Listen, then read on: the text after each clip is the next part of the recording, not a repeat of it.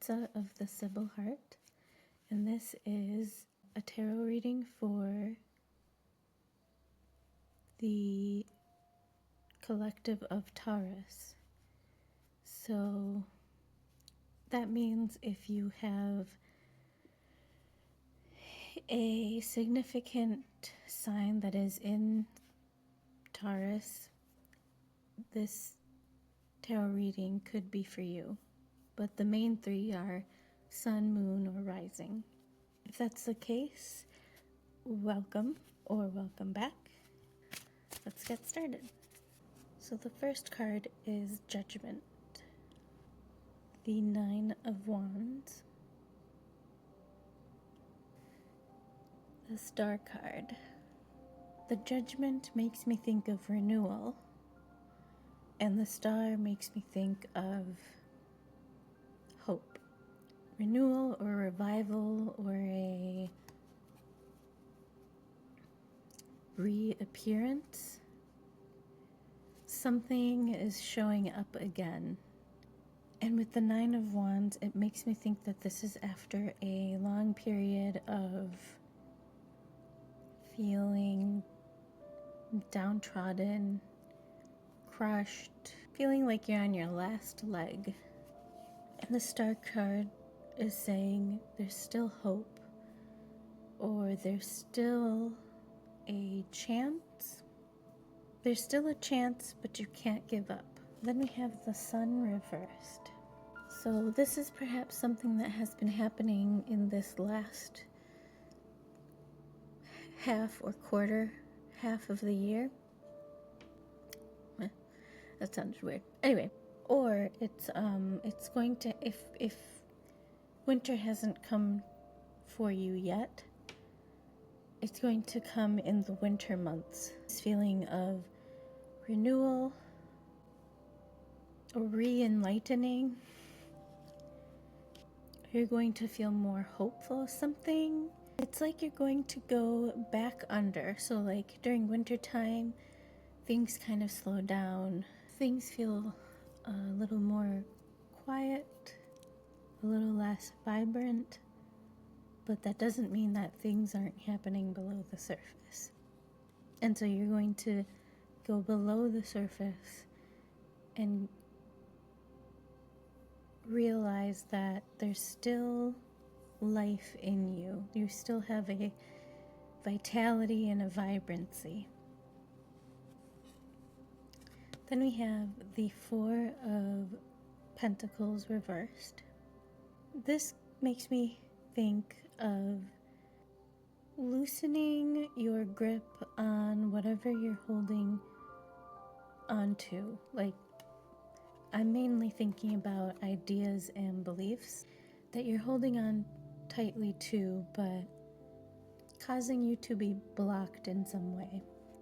It's causing you to try to fit things in a way that is not conducive to life. It's not helping you in any way right now. Maybe it did in the past for one reason or another, but for now it seems like you feel more hopeful when you put it aside or don't try to make it fit into your life. Things feel a little bit more vibrant and hopeful, but it's been difficult for you to even get to that realization. It's a realization that you, one step forward, two steps back. Like you make some progress and then you kind of regress to whatever patterns of behavior these ideas and beliefs kind of made you hold on to. Then we have the Strength card reversed. I feel like the Strength card reversed is saying you have to be more assertive with this thing. If you're gonna let it go, then let it go. Or if you're gonna stay with it, then stay with it. And don't try to, the word I want to use is deviate from the path that you're on. Like, stop trying to mix things together right now, because right now you're at a level where things are compartmentalized, and you have to keep things separate. Otherwise, if they mix, it's going to cause confusion and possibly misunderstanding. You're trying so hard to make whatever it is that you're holding on to make it fit into your life. And so even within that dynamic, there are blocks you're putting up because you want to believe that this belief, this idea fits neatly into your life. And so you're disregarding the things that kind of don't mesh with what you feel in your heart is the truth. And so that's going to cause misunderstandings of whatever it is that you're trying to learn from this, or cause you to get the wrong message. I think what the Strength card is saying is it's be totally sure about your decision to either let it go or absolutely stay with on the same path. Then we have the Page of Cups reversed. And the Page of Cups deals with imagination, being in your mind, your head in the clouds. But when it's reversed, it makes me think that it's time for you to get a reality check, to face the music. It's time to be honest with yourself and tell yourself the reality in which you are in. And then we have the Six of Swords reversed. So when the Six of Swords is reversed, it makes me think there's a coming back.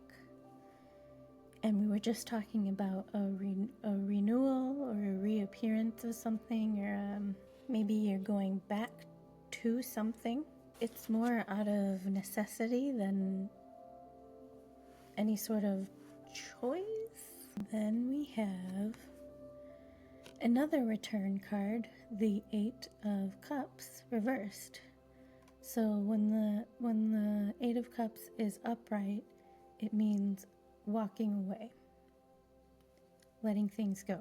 And when it is reversed, it means coming back, or doing a roundabout, or maybe even regression. So like there's progression, then there's regression. So a regression may be an over-reliance on past behaviors that you perhaps unconsciously know that they helped you get through similar situations that you're going through now. But for whatever reason, these past behaviors or past coping mechanisms, it's likely that they won't help you this time. You might learn that the hard way. On the bottom of the deck is the Queen of Wands reversed. Makes me think of, for some reason I want to say dark magic, or the magic of the left hand magic, but over-reliance on magical thinking. That's the thing. So magical thinking is the usual way that magical thinking is spoken about is doing rituals that will help you through something. It's totally fine to have these ritual things. Problem arises when it becomes problematic, and it can manifest as OCD. It could manifest in other ways that cause you to kind of interrupt your life because you have to do ritual in order to get through whatever the situation is. And it could be so elaborate that it's unsustainable. Over-reliance on magical thinking is probably like the crux of the issue here. For whatever reason, there's something that you believe that you're trying to make fit, but no longer does, and so now it's getting in the way. It's keeping you from making progress, or it's blocking you in some way. In terms of astrology, we have Pluto, which is a card of power, a planet, the planet of power. So we could say that this over-reliance on magical thinking has power over you rather than you having power over it. Then we have the star card, which is Aquarius, is about being an independent thinker, being original, being an individual, and being interesting. But this is just like just in case you need to know. It's nothing, I don't think it's feeding into the reading. So I think mainly the meaning of hope is the main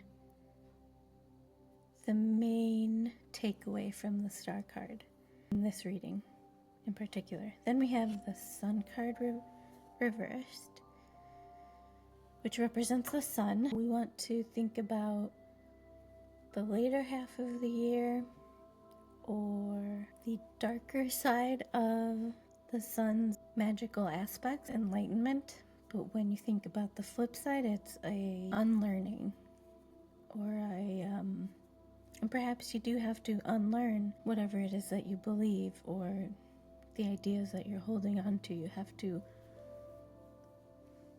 unlearn them and relearn them in a new way. And then we have the strength card, which is Leo. The interesting part is that Leo is ruled by the sun and they're both reversed. Leo's darker qualities or tendencies or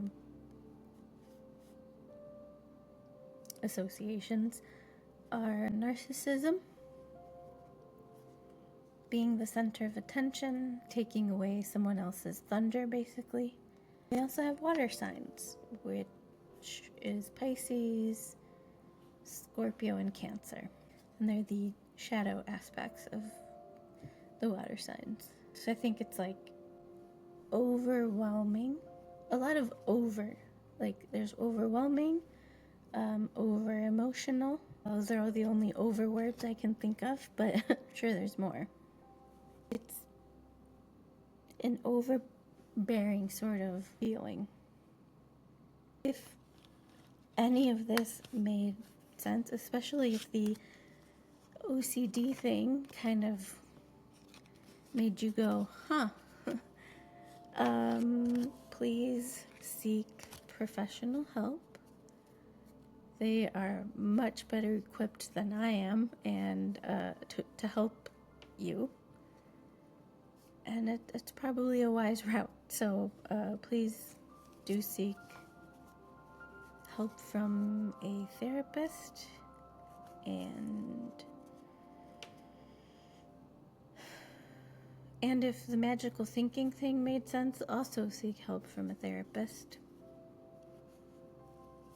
because they'll help you figure out why that's a tendency you gravitate towards.